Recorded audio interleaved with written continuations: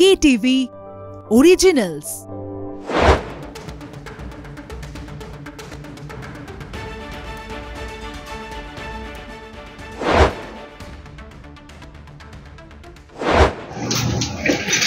Kolkata TV Facebook পেজে সবাইকে স্বাগত জানাচ্ছি। জয় জ্যোতি রয়েছে আপনাদের সঙ্গে। আশা রাখছি ভালো আছেন প্রত্যেকেই। আর আজকের ফেসবুক লাইভে স্টেডিয়াম বুলেটিন করব এবং স্টেডিয়াম বুলেটিনে বেশ কিছু টপিক আছে, সব টপিকে আসবো এক এক করে। প্রথমে যে টপিকটায় আসবো সেটা হচ্ছে যে ভারত এবং কানাডার ম্যাচ ওয়াশ আউট হয়ে যায় এবং ভারত কানাডার ম্যাচ ওয়াশ আউট হয়ে যাওয়ার পর একটা তীব্র ক্ষোভের সঞ্চার হয়েছে বিভিন্ন ক্রিকেটারদের মধ্যে। তার মধ্যে অবশ্যই সুনীল গাভাস্কার নেতৃত্ব দিচ্ছেন। সুনীল গাভাস্কার যেটা বলছেন একদম সঠিক কথা বলছেন এবং কেন এই ধরনের ভেন্যু রাখা হচ্ছে ওয়ার্ল্ড কাপে, বিশ্বকাপে, যেখানে নাকি বৃষ্টি থেমে যাওয়ার পরও ম্যাচ হচ্ছে না। ফ্লোরিডায় বৃষ্টি হচ্ছিল না, বৃষ্টি থেমে গিয়েছিল, এক ফোঁটাও বৃষ্টি হয়নি গতকাল। কিন্তু ম্যাচটা হলো না কেন? ম্যাচটা হলো না এই কারণে যে ওয়েট আউটফিল্ড। তাহলে যখন এই অবস্থা, এখন এত টাকা ইনভেস্ট হচ্ছে ক্রিকেটে, এত কিছু হচ্ছে, মাঠটাকে ঢাকার জন্য কভার ছিল না। এটা তো এর অনেক আগে ওয়ারেন হেস্টিংস আমলেও তো এইটুকু ছিল যে অ্যাটলিস্ট মাঠটাকে ঢাকা দেওয়ার জন্য কভার দেওয়ার ব্যবস্থা থাকতো। যেখানে কোটি কোটি টাকার ইনভেস্ট হচ্ছে সেখানে কিনা ম্যাচ হচ্ছে না একটা কারণে, সেটা হচ্ছে যে যেহেতু কভার নেই, যেহেতু ওয়েট আউটফিল্ড, সেই জন্য ম্যাচ বন্ধ করে দেওয়া হচ্ছে, ম্যাচ অ্যাবান্ডন করে দেওয়া হচ্ছে। এবং এটা লজ্জা, অবশ্যই ক্রিকেটের জন্য অবশ্যই লজ্জা। তার কারণ হচ্ছে বিরাট কোহলি, রোহিত শর্মা, এই ধরনের স্টারদের দেখার জন্য ফ্লোরিডায় প্রচুর মানুষ এসেছিলেন এবং ফ্লোরিডায় তো সচরাচর এত ক্রিকেট হয় না, তাই তাদের কাছে একটা দারুণ সুযোগ ছিল যে বিরাট কোহলি, ঋষভ পান্ত, রোহিত শর্মা এদের খেলা দেখবে। এবং অবশ্যই অপরদিকে কানাডা দলও কিন্তু উত্তেজিত ছিল, যথেষ্ট এক্সাইটেড ছিল যে এই ধরনের স্টারদের বিরুদ্ধে তারা খেলতে পারবে, অনেক কিছু শিখতে পারবে। কিন্তু যেটা হলো সেটা হচ্ছে প্রহসন। একদম সোজা কথায় বলতে গেলে এটা প্রহসন। যেখানে football, euro cup, Copa America, euro cup চলছে, কোপা আমেরিকাও শুরু হচ্ছে, গ্লোবাল স্পোর্টসে এই অবস্থা, চারদিকে ফুটবল ফুটবল রব, সেখানে ক্রিকেটকে যদি কম্পিট করতে হয় অ্যাটলিস্ট সাদা কভার দিয়ে বা যে কোনো কভার দিয়ে মাঠটাকে ঢাকার ব্যবস্থা করতে হবে। সুনীল গাভাস্কার এটাতেই একদম পয়েন্ট আউট করেছেন এবং তিনি পরিষ্কার বলছেন যদি কোনো ভেন্যুতে এই ধরনের ব্যবস্থা না থাকে, যদি মাঠটাকে পুরো ঢেকে না দেওয়া সম্ভব হয়, তাহলে সেখানে ম্যাচ দেওয়ারই প্রয়োজন নেই। তাও আবার ওয়ার্ল্ড কাপ, T20 ওয়ার্ল্ড কাপের ম্যাচ চলছে, সেখানে ভারতের ম্যাচ এরকম ভেস্তে যাচ্ছে। এবং শুধু একবার নয়, ভারতের ম্যাচ বলে শুধু বলছি না, মঙ্গলবার শ্রীলঙ্কা নিউজিল্যান্ড ম্যাচ এবং তারপরে শুক্রবার USA আয়ারল্যান্ড ম্যাচও কিন্তু এই একই কারণে হয়নি। এবং এটা অবশ্যই ক্রিকেট ICC কে ভেবে দেখতে হবে যে যেসব ভেন্যুতে তারা ম্যাচ দিচ্ছে সেটা কতটা সঠিক, তাদের সবকিছু অ্যারেঞ্জমেন্ট রয়েছে কিনা। এখানে যেটা দেখা গেল যে একদমই অ্যারেঞ্জমেন্ট ছিল না এবং যার জন্য ম্যাচটা হয়নি। যদি এটা ইম্পর্টেন্ট ম্যাচ হতো, যদি ভারত পাকিস্তানের কাছে হেরে যেত, তাহলে কিন্তু এই ম্যাচটা অন্য জায়গায় চলে যেত এবং তখন খেসারতটা কে দিত। এই যুগে দাঁড়িয়েও যখন নাকি বৃষ্টি হচ্ছে না, বৃষ্টি হচ্ছে সেজন্য ম্যাচ হলো না, সেটা আলাদা বিষয়, কিন্তু বৃষ্টি যেখানে থেমে গিয়েছে সেখানে ম্যাচ হচ্ছে না। এরকম একটা পরিস্থিতি হয়েছিল ইডেন গার্ডেন্সে বেশ কয়েক বছর আগে, ইন্ডিয়া সাউথ আফ্রিকা ম্যাচ ভেস্তে গিয়েছিল এবং তারপর কিন্তু CAB টোটালি বদলে দেয়, তাদের একদম তাদের পরিকাঠামোটাই বদলে দেয় এবং বিদেশ থেকে কভার নিয়ে আসে, সাদা কভারে মাঠ ঢেকে দেওয়া হয়, একদম অনেক উন্নত ব্যবস্থাপনা আয়োজন করে এখানে CAB। এবং তারপর থেকে কিন্তু ড্রেনেজ সিস্টেমও যথেষ্ট স্ট্রং ইডেনে। এবং বারবার কালকে কিন্তু ইডেন গার্ডেন্সের কথা মনে পড়ছিল, যেটা ইডেন গার্ডেন্স করতে পারে সেটা ফ্লোরিডার এই বিশ্বকাপ আয়োজন যেখানে হচ্ছে, আয়োজন করতে তারা এত উদ্গ্রীব ছিল, তারা এই জিনিসটা করতে পারলো না। তো অবশ্যই এখানে সুনীল গাভাস্কার একদম এক হাত নিয়েছেন। সুনীল গাভাস্কার শুধু নন, সুনীল গাভাস্কার বাদেও মাইকেল ভন, প্রাক্তন ইংল্যান্ড ক্যাপ্টেন, পরিষ্কার বলছেন যে এই ধরনের ভেন্যুতে ম্যাচ আয়োজন না করাই ভালো। একটা সময় ছিল যখন যে বৃষ্টির কারণে ম্যাচ বন্ধ হয়ে যাচ্ছে, ম্যাচ হচ্ছে না, কিন্তু এই রিজনটা টোটালি মানে যে রিজনের জন্য হলো না ম্যাচটা, একদম সেটা কোনোভাবেই কিন্তু অ্যাকসেপ্ট করা যাচ্ছে না। এই ম্যাচ নিয়ে অবশ্যই মানে এই বিষয়টা নিয়ে অবশ্যই এরপরে আরও বিস্তারিত আলোচনা হবে গৌতম ভট্টাচার্যের সঙ্গে, আমাদের জয়েন্ট এডিটর। তবে এখন এটা নিয়ে আর কথা বলছি না। অবশ্যই যেটা আরেকবার বলা সেটা হচ্ছে লজ্জা। এটা মানে এই যে ক্রিকেট ম্যাচটা হলো না, এটা একদম লজ্জা। এবং আইসিসি যদি এরপরেও আইসিসির ঘুম না ভাঙে তাহলে আর কবে ঘুম ভাঙবে। এরপরে যে টপিকে আসবো সেটা হচ্ছে Pakistan cricket board. Pakistan cricket বোর্ডে অশান্তিটা হওয়ারই ছিল, কারণ পাকিস্তান যা পারফরমেন্স দিচ্ছে তার ফলে মানে তারা ডিজার্ভ করে না সুপার 8-এ যাওয়ার, এবং সুপার 8-এ তারা যায়ও নি। এবং পরিষ্কারভাবে পাকিস্তান এখন যে দল গিয়েছিল ওয়ার্ল্ড কাপ খেলতে বা এখনো রয়েছে, তারা পাকিস্তান দলে নাকি তিনটে ভাগ হয়ে গেছে। পাকিস্তান দল তিনটে গ্রুপ হয়ে গেছে। একটা গ্রুপ বাবার আজমের গ্রুপ, আরেকটা গ্রুপ হচ্ছে শাহিন শাহ আফ্রিদির গ্রুপ। মনে করে দেখবেন আপনারা যারা ক্রিকেট ফলো করেন, বাবার আজম ক্যাপ্টেন্সি চলে যাওয়ার পর শাহিন শাহ আফ্রিদি ক্যাপ্টেন হয়, তারপর শাহিন শাহ আফ্রিদির বদলে আবার বাবার আজম আসে। তো এই ধরনের জিনিসগুলো হতেই থাকে, মানে এই ধরনের জিনিস পাকিস্তানের নতুন নয়। পাকিস্তানের তিনটে গ্রুপ হয়ে গেছে। আরেকটা গ্রুপ হচ্ছে মোহাম্মদ রিজওয়ানের গ্রুপ। মানে মোহাম্মদ রিজওয়ান একটু অসন্তুষ্ট, তার কারণ হচ্ছে তাকে ক্যাপ্টেন হিসেবে ভাবাই হচ্ছে না। বাবার আজম, একই সঙ্গে মোহাম্মদ রিজওয়ান, এবং অপরদিকে যার কথা বললাম শাহিন শাহ আফ্রিদি, তিনটে গ্রুপ হয়ে গেছে। বাবার আজমের সঙ্গে শাহিন আফ্রিদির কোনো কথা নেই, এবং সেটা যে পারফরমেন্স আসবে, মানে সেই ইম্প্যাক্টটা যে পারফরমেন্সে পড়বে সেটা বলা বাহুল্য, এবং সেটা এসছে এবারে ওয়ার্ল্ড কাপে। তারা সুপার 8 মানে প্রথম পর্বেও তারা কিন্তু কোয়ালিফাই করতে পারেনি, এবং যার ফলে যেটা হয়েছে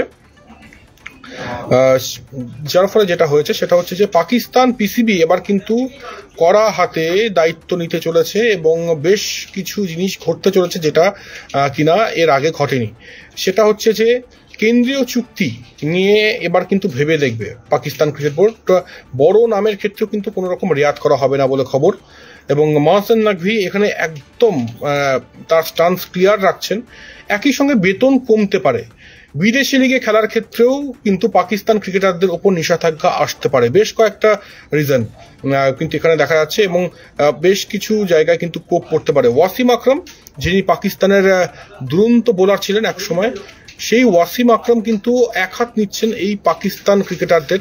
একদম তিনি, তার একটা কোট পড়ছি ভীষণ ইন্টারেস্টিং, যে it's time to keep the coaches and change the entire team. মানে ওয়াসিম আকরামের কথা যে এর আগে যেটা হতো, মানে কোচ স্যাক হতো কিন্তু টিম একই থাকতো, এবং পাকিস্তান দলের প্রত্যেক ক্রিকেটারদের ধারণা যে টিম যদি ভালো পারফরমেন্স না করে তাহলে সেক্ষেত্রে টিমের কিছু হবে না, কোচ স্যাক হবে। এক্ষেত্রে ওয়াসিম আকরাম ঠিক তার বিপরীতটা বললেন, যে গ্যারি কাস্টেন কোচ, তাকে শক্ত হতে হবে এবং তাকে রেখে বাকি টিমটাকে চেঞ্জ করে ফেলুন না।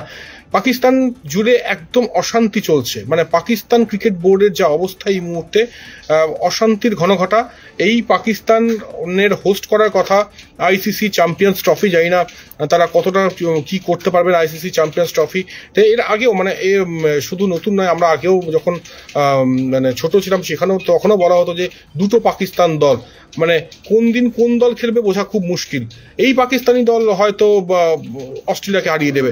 তো পাকিস্তানের অনেক কিছু মানে চমক দেখা বাকি এখনো। পাকিস্তান আগামীতে ভালো করুক এইটুকু চাইবে পাকিস্তানের ক্রিকেট অনুরাগীরা, এবং কি স্টেপস নেয়, কি হয়, সব আপডেট আপনারা পাবেন স্টেডিয়াম বুলেটিনে, প্রেজেন্ট বাই ওয়ান এক্সপার্ট।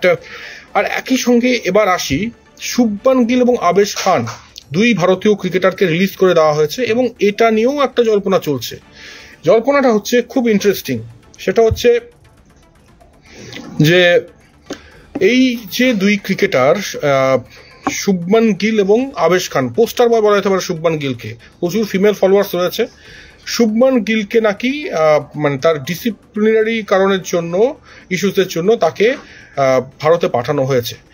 এবার আমাদের সোর্স যেটা বলছে, এটা কিন্তু কোনো রকম ডিসিপ্লিনারি ইস্যুস নয়, এটা অলরেডি প্রি ডিসাইডেড।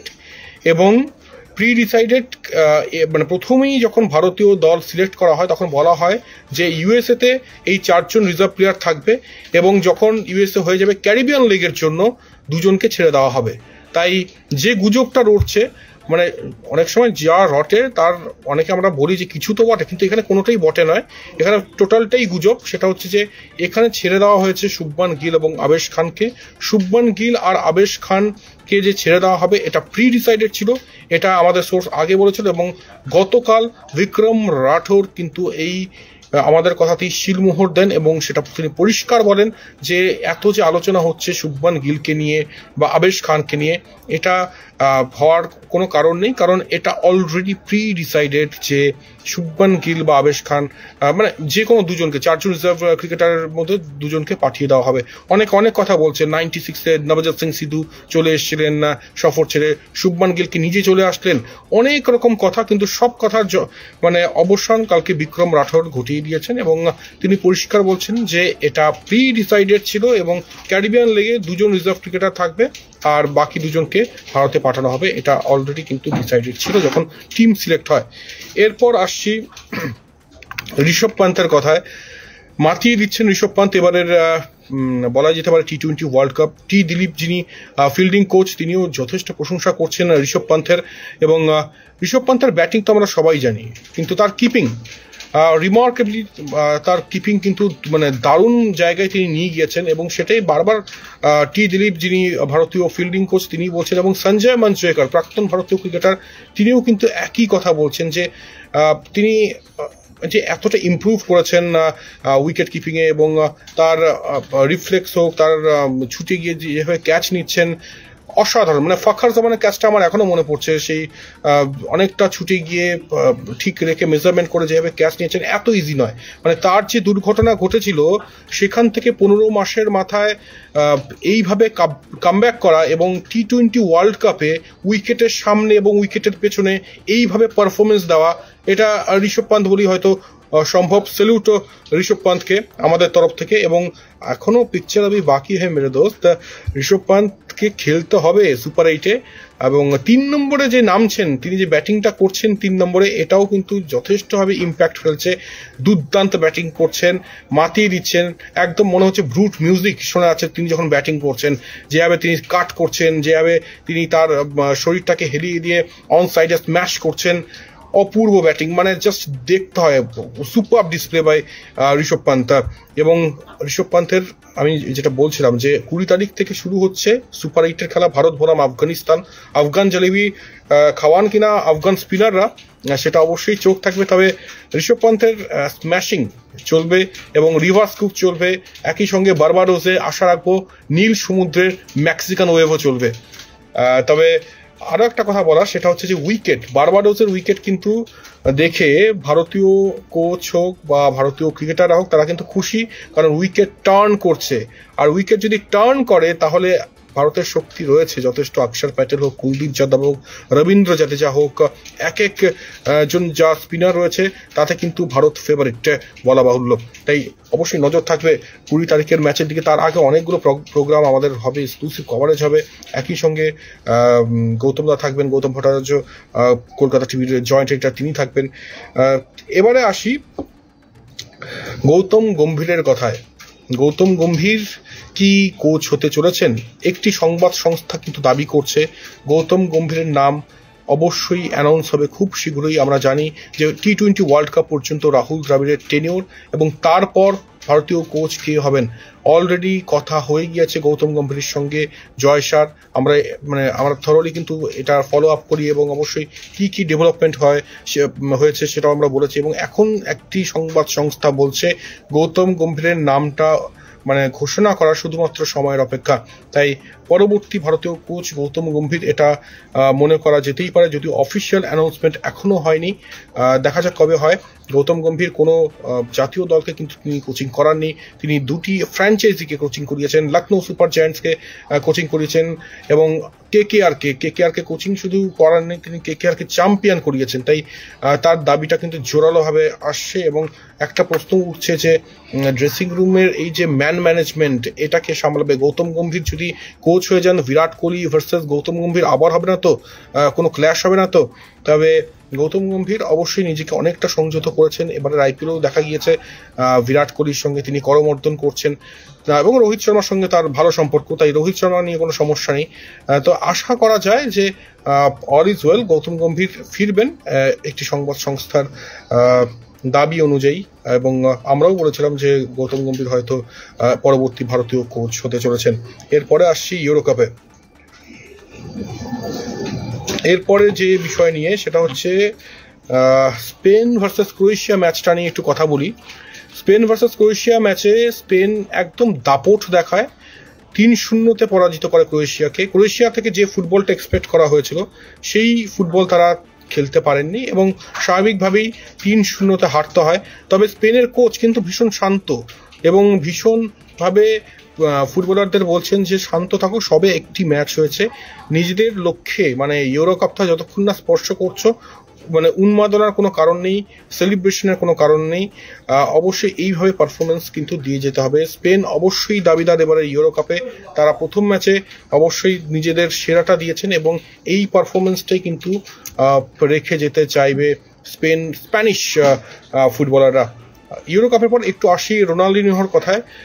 কোপা আমেরিকায় এবার নাকি জঘন্য দল ব্রাজিলের। এটা আমার দাবি নয়, এটা রোনাল্ডিনহো, যিনি তার মানে ফুটবল ম্যাজিকে মাতিয়ে দিতেন একটা সময়। এখনো আমার মনে পড়ে 2002 সাল বিশ্বকাপ ম্যাচ, যেখানে রোনাল্ডিনহো ফ্রি কিক করছেন ইংল্যান্ডের বিরুদ্ধে এবং এখনো যেন সেই ফ্ল্যাশব্যাকে সেই ছবিটা আসে এবং কি অসাধারণ ম্যাজিশিয়ান এই রোনাল্ডিনহো। তিনি বলছেন এবারে যে দল হয়েছে ব্রাজিলের সাম্প্রতিক অতীতের সব থেকে খারাপ দল ব্রাজিলের, তাই ব্রাজিলকে নিয়ে আশা না করাই ভালো। ব্রাজিলের একটি ম্যাচও তিনি দেখবেন না, এটা তিনি বলছেন এবং কার্যত বয়কট করছেন। ব্রাজিল মানে প্রত্যেকেই ফুটবল পাগল এবং ব্রাজিলের খেলা দেখার জন্য প্রচুর মানে মানুষ ইন্ডিয়া থেকেও যায় ব্রাজিলের খেলা দেখতে এবং প্রচুর সমর্থক কলকাতাতেও রয়েছে। কিন্তু রোনাল্ডিনহোর এই যে স্টেটমেন্ট, তিনি লম্বা চওড়া স্টেটমেন্ট দিয়েছেন, তিনি পরিষ্কার বলছেন যে ব্রাজিলের এবারের দল জঘন্য এবং ব্রাজিল টিম নিয়ে তিনি কোনো আশাই কিন্তু করছেন না এবং এটা খুব দুঃখের সময় যে ব্রাজিলের এরকম একটা টিম খেলবে কোপা আমেরিকায়। দেখা যাক মানে রোনাল্ডিনহোকে পাল্টা কিছু দিতে পারেন কিনা ব্রাজিলের ফুটবলাররা। ব্রাজিল অবশ্যই ব্রাজিলের প্রত্যেকটা ম্যাচের দিকে, আর্জেন্টিনার প্রত্যেকটা ম্যাচের দিকে আমাদের নজর থাকবে। সাম্বা ড্যান্স হয় কিনা কোপা আমেরিকায় সেদিকে নজর থাকবে। তবে তার এই যে স্টেটমেন্টটা সেটা কিন্তু অবশ্যই ব্রাজিল ফুটবল অনুরাগী যারা রয়েছে, ফুটবল ফ্যান্স যারা রয়েছে তাদেরকে খুব একটা সন্তুষ্ট করবে না। স্টেডিয়াম বুলেটিন এখানে শেষ করছি। Stadium bulletin present by OneXBet। আর এই স্টেডিয়াম বুলেটিন দেখার জন্য অবশ্যই আপনাদের লগ ইন হতে হবে কলকাতা টিভি অনলাইনে এবং একই সঙ্গে আমাদের digital broadcast partner daily hunt তো রয়েছেই। প্রত্যেক দিন কিছু এক্সট্রা দেওয়ার চেষ্টা করি এবং অবশ্যই আপনাদের ভালো লাগছে এই অনুষ্ঠান এবং প্রতিদিনই একটা না একটা কিছু স্পেশাল চমক দেওয়ার চেষ্টা থাকে আমাদের তরফ থেকে। ক্রিকেট ওয়ার্ল্ড কাপ চলছে, চমক তো আমরা অলরেডি দিয়েছি, বেশ কিছু ভালো ইন্টারভিউ অলরেডি আপনারা দেখেছেন, আরও বেশ কিছু ভালো স্টোরি, ভালো ইন্টারভিউ এবং বারবাডোস থেকেও কিন্তু কভারেজ থাকবে, তাই চোখ রাখতে ভুলবেন না স্টেডিয়াম বুলেটিনে। আজ আসি, দেখতে থাকুন কলকাতা টিভি এবং একই সঙ্গে কলকাতা টিভি অনলাইন।